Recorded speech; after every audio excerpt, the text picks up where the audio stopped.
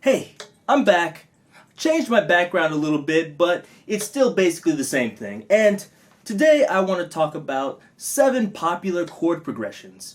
If you see somewhere on the side, I have some annotations, so if you want to skip forward and move to a specific chord progression, feel free to do so. So let's get into it. There's lots of popular chord progressions, and one of the most popular is the blues. Of course, I figured most people know the basic blues chord progression, so I thought I'd talk about the minor blues progression. So this one starts with a minor chord instead of a major chord. So I'm going to do all these in C, so they'll be easier for you to understand. I'm not going to do them in all different keys. So C minor blues would start like this with C minor, and this would go on for about 4 bars. Then it changes to F minor, which is the 4 minor, comes back to the 1 minor, C minor, and then here's a slight difference from a major blues. Oftentimes it goes to the flat 6 major, then it goes to the 5 major, and then back to the 1 minor, and then goes back to the 5.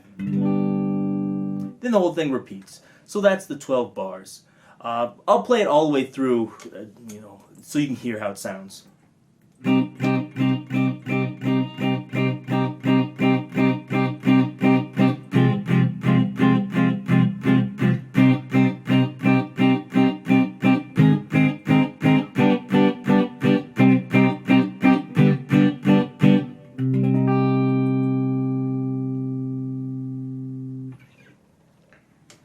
I play that a little bit fast.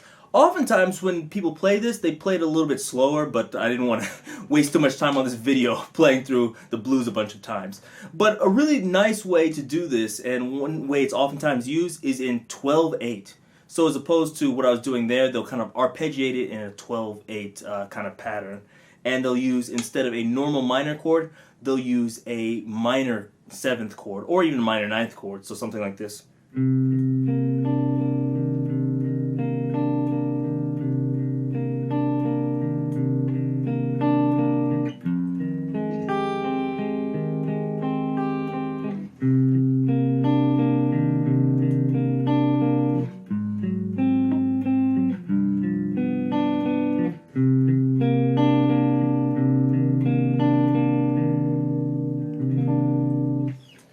So they'll do something like that. I changed a few things, but that's one variation. Just use minor 7th chords. And instead of also using the flat 6 to 5, you can use a 7th chord there, so like a flat 7, 7.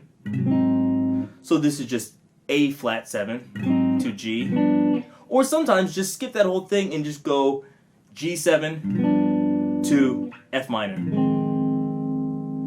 So that's another way you can do it. That's just the same way people oftentimes do for major blues. So that's basically all there is to minor blues. There's all sorts of variations, but it's really common, and definitely check that out. Some songs to check out that use this are minor blues. I think there's the Django Reinhardt song, Django Reinhardt, and I'm not sure if he wrote that or not, but check that out. That's a very jazz blues. It's very old. Kurt Rosenwinkel also did a cover of this, I believe. It's a really nice song, so if you have a chance, check that out. Another one is The Thrill Is Gone. I'm sure all of you know B.B. King, who unfortunately passed away earlier this year, or was it last year? But a great blues artist, and this is probably his most famous song. So The Thrill Is Gone. If you don't know that, check that out, but I'm sure all of you do. The next one I want to talk about is possibly the most popular chord progression in pop music and rock. So this is oftentimes referred to as the emotional girl chord progression, or sometimes just the pop chord progression. So basically this is just a 1 major, 5 major, 6 minor, and then 4 major. So in C it would just be C, G, A minor, F. So it's easy enough. But there's tons of songs that use this. I think you probably wouldn't even believe how many there are. Popular ones would be No Woman, No Cry by Bob Marley, Let It Be by the Beatles, What's My Age Again by Blink 182, and even Beautiful by James Blunt. But there's so many of these, I can't even list them all here. But if you check out a video, it's by a group called Axis of Awesome, and they wrote a song just going over different songs here. So if you watch this, you'll see how many different songs use this chord progression. But even though it seems kind of basic, there's all sorts of things you can do with this depending on how you play. You can try arpeggiating it.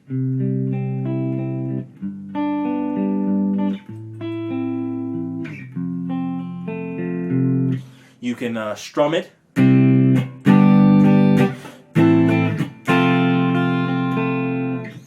And all sorts of things. You can change the length, and oftentimes with these chord progressions like this, you can change the order, so you don't necessarily have to start with the one chord. You could start with something else. So, for example, start with a 5 chord. So,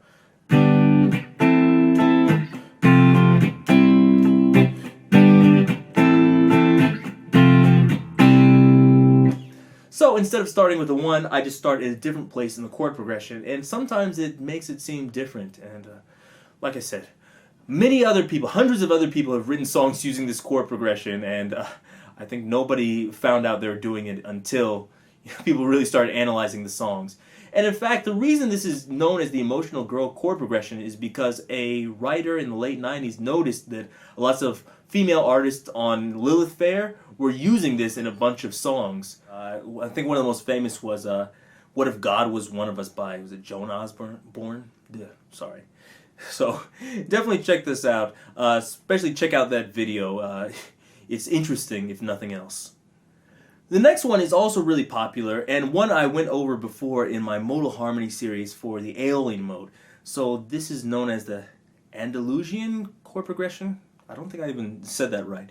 But anyways, it's a minor chord progression, and in C it would be, C minor,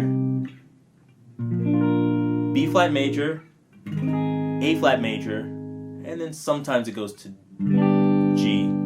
So it's 1 minor, flat 7 major, flat 6 major, 5 major. Although to be fair, sometimes it actually doesn't go to the 5 major. Sometimes it will go back up to B flat or just end things there. So it could be and end on 5, or go back up to the flat 7, or sometimes it just ends on the flat 6 too. There's lots of different variations on this, but this is a really popular chord progression, and it's not only used in rock or pop, it's used all over the place. You wouldn't believe how many different songs use this. One you may or may not know is called Big in Japan by Alphaville. This is a hit in the 80s. It's somewhat of a hit. Another one is Sultans of Swing by the Dire Straits. Why did I say the Dire Straits? Just Dire Straits. And so this is a really popular song, I'm sure you know, also from the 80s. And another one is Feel Good Inc. by the Gorillaz, which is from the, I guess, early 2000s, late 1990s. I'm really kind of dating myself with this music, but those are some songs, but I'm sure there's tons of songs now. This is really good even for heavy metal if you, for example, put some distortion on there and play it as power chords, so just...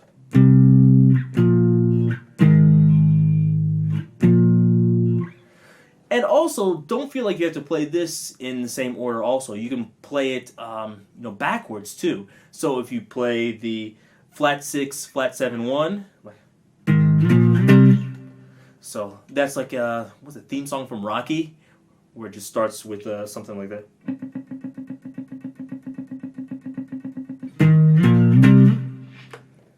I messed that up, but you get the idea. So it's a really popular one that you can use almost anywhere, any genre of music. If you're not sure, how should I use this, you can even try using 7th chords or anything else to kind of spice it up. It's really versatile and sounds really nice. Next one I want to talk about is probably the most basic one. I call this the square chord progression, but you could call this the classic chord progression or whatever. But when you're learning music theory, this is usually the first chord progression they teach you. And basically what it is a 1, 4, 5. So I'll do it again. In C, it's C major, F major, G major, then returns to the 1. So this was really popular at the beginning of rock music. So if you listen to lots of 1950s songs, you'll hear this a lot. So, like for example, like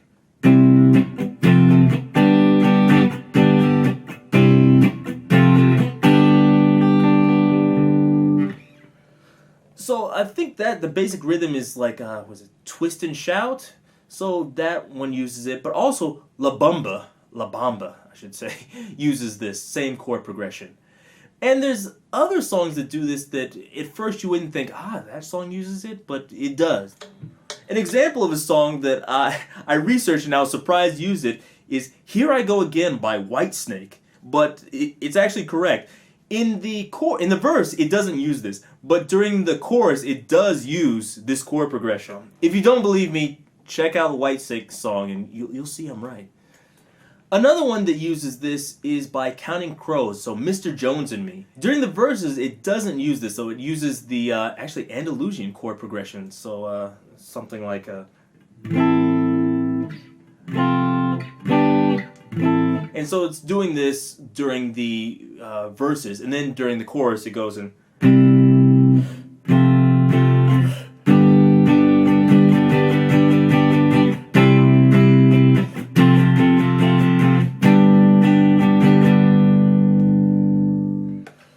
So it goes from one really common chord progression to another. So it's kind of interesting how it took, just two common chord progressions, put them together, and made one hit song. So that's why I want to go over this so people can see. Sometimes it's making chord progressions doesn't have to be difficult. It can be easy. You can just take a bunch of cliches and put them together, and it works. You can make yourself millions of dollars, maybe. The next one I want to go over is a line cliche. So this is debatable on whether or not this is actually a chord progression, but I'm going to include it here because it's really common. Basically what a line cliche is you take a chord and you take one of the voices and you move it down chromatically. Like let's say if I'm in C, I could take this note C, C, B, B flat, A. But if I'm playing a C major chord, and I start here, there's C minor, C minor major 7, C minor 7, C minor 6. So I'll play it again one more time.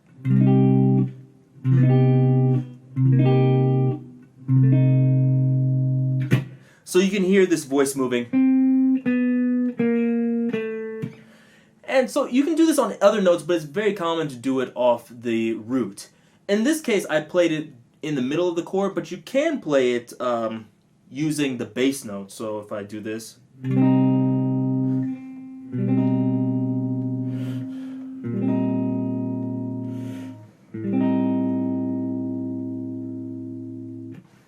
I'm sure you've heard that in tons of songs. I think actually... I'm not sure about this, but I think this might be in the intro of Stairway to Heaven, which I believe Led Zeppelin is being sued about right now. So it's topical, I guess. Anyway, this is used in many songs. The most common, I think, or the most popular is probably My Funny Valentine uses this. And so that's where I know it from, but it's used in many, many other songs too. I believe this also might be used in the James Bond theme, but don't quote me on that. And I think it's also used in, not a Little Help from My Friends, but I think it's only the Joe Cocker version. It's not in every version. But there are quite a few songs that use this, and this is a really nice thing to use if you have a song or that you're writing, and you're like, I like this one chord, and you want to stay on it, but you're like, if the guitar or the piano is just playing that over and over again, it seems really boring. It's nice to just add this.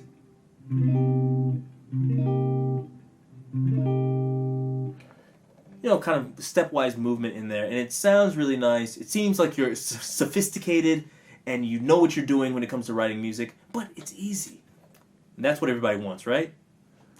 The next one is also fairly popular, or at least it used to be, and this one I call the school dance chord progression. It's also known as the 50s chord progression because it was used in so many 1950s songs. And even if you're like me and you weren't born in the 1950s and weren't around for it, I'm sure that you've probably heard this when you're watching like Back to the Future or any other movie set in the 1950s. This chord progression is just 1 major, 6 minor, 4 major, and 5 major. So one more time.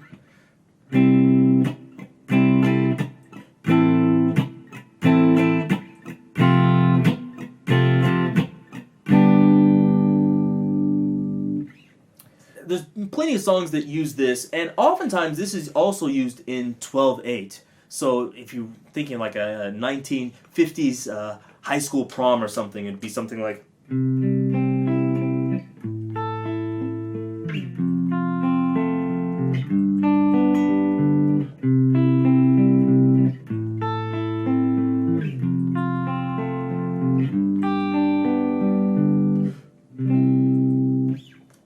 So I'm sure you know lots of songs like that, or at least evoke some kind of song like that in your memory. One of the popular songs that uses this is Blue Moon, which I'm sure some of you know. Maybe. I don't know. It's kind of an old song. But if you look it up, you can find it. It's a really popular, older song. Another one that uses this is Stand By Me, I believe. I need to check on that. That may not be right. But I think Stand By Me uses this. And if you're looking for something more modern, Sean Kingston, Beautiful Girls, also uses this chord progression. So it's not just for older songs. You can use this in new songs too. Another one which you may not initially think of as this is The Police, Every Breath You Take. It's the exact same chord progression. They just don't use major chords. They're using sus chords in a riff. So let me see if I remember how to play it.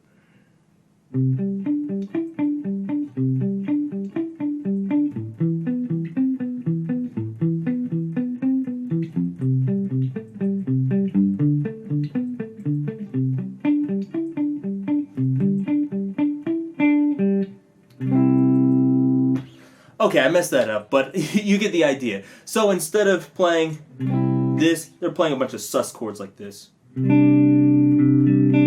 So 2 sus. So yeah, is that right? Yeah, 2 sus chords. Yeah, sorry about that. And so there's lots of different ways you can use this, and for all of these, you don't think you have to use just major chords or minor chords. You can use major 7, minor 7. You can use 7th chords. You can use sus. Of course, they have to be in the key, but as long as the key signature matches, it'll work. And sometimes it's better because using this kind of progression, it sounds like a 1950s school dance to me. But when you add those types of things, like using sus2 instead of normal major and minor, it changes it up and it makes it seem like it's something new. And another one that also uses this is a little bit strange is a Monster Mash. So I never would have guessed that, but yeah, Monster Mash uses the same chord progression. And last but not least is what I'm going to call the epic chord progression. This one, I don't know if it has so many names. Some people, I've heard this called the Jablansky chord progression after Steve Jablansky, the movie composer. I've also heard it called the Hans Zimmer chord progression or the Insta Zimmer chord progression because if you use it, you automatically sound like Hans Zimmer. I don't know about that. I'm not going to make that claim. But I will say it's often used in movie music nowadays. So if you listen to current movie soundtracks, you'll hear it. Basically, this starts off with a minor, 1 minor. Then it moves to 3 major. Then it moves to flat 7 major. Then it moves to 4 minor. So one more. Key of C, C minor, E flat major, B flat major, F minor. So this is also a basic chord progression in minor. It sounds really good, and this one, maybe people haven't worn it out yet. It's used in lots of songs, but maybe people haven't gotten tired of it yet. But it's getting there, probably 2 or 3 more years. I don't know when this became popular in movies, maybe around 10 years or so, so maybe people haven't caught on yet. But use it while you can. Some popular songs that use this are Time by Hans Zimmer, so this theme from Inception. But in Inception, what he does, he doesn't start on the 1 chord, he starts 1 chord back, so he starts on 4. So it's like this.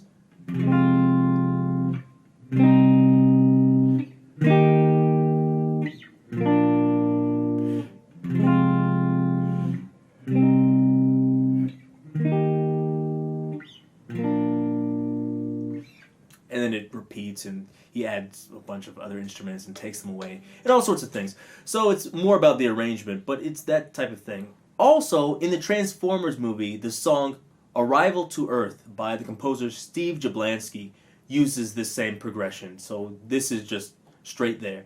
If you listen to it, you'll hear it. It's very prominent. It's easy to hear. And so there's, I'm sure, tons of other songs that use this, but those are the most common.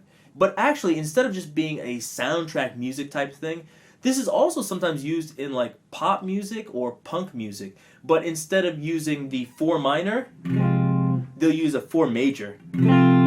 So I'll give you an example. So here, so 1 minor, flat 3 major, flat 7 major, 4 major. I'm sure you've heard this quite a few times. I think one of the most popular is probably Fly by Lenny Kravitz.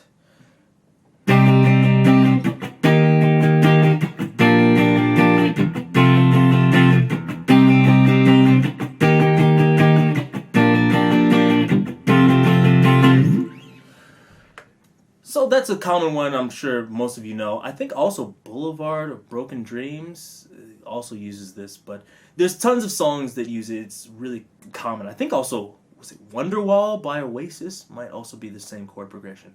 But this is a really common one, whether you use the minor 4 chord or the major 4 chord. So I think maybe if you're doing soundtrack work, use the minor. If you're doing pop or punk rock, use the major. That's my general advice to you. But use whichever one you want. I wanted to go over these because I know a lot of times when people are writing songs, they think like, what chord progression would I use? Or they try to come up with a completely new chord progression on their own. And if you can do that, that's great. But oftentimes, a simple chord progression works. Or oftentimes, if you want to write a song and you think like, I don't have any idea for the song, sometimes just taking a common chord progression like this and playing it, and then thinking of a melody or I guess lyrics if you're a lyricist, and trying to put those to the chord progression can really help you. And then once you have the melody or the lyrics, then you can go about changing the arrangement so it doesn't sound so, common and ripped off of something. And also, you can use these and use some of the modal interchange chords that I showed in previous lessons to kind of spice these up. Sometimes that adds, something extra, an extra flair to it, so it doesn't sound like, it's the same chord progression I've heard a million times. It can make it sound really fresh just by adding 1 chord or changing 1 chord. So I recommend all of you do that. And if you have any questions or any comments, please leave them below. This time I tried to put the things on the side so you can skip through. I'll put a poll up. If you actually like that and you think, that's a good idea, I'll do it again. If you really don't care, I probably won't because it takes lots of time to do this. Anyways, until next time, like, subscribe, share, and see ya. Thanks for watching. If you enjoyed that video, please remember to thumbs it up, check out some of my other videos below, and don't forget, subscribe. Thanks. Bye.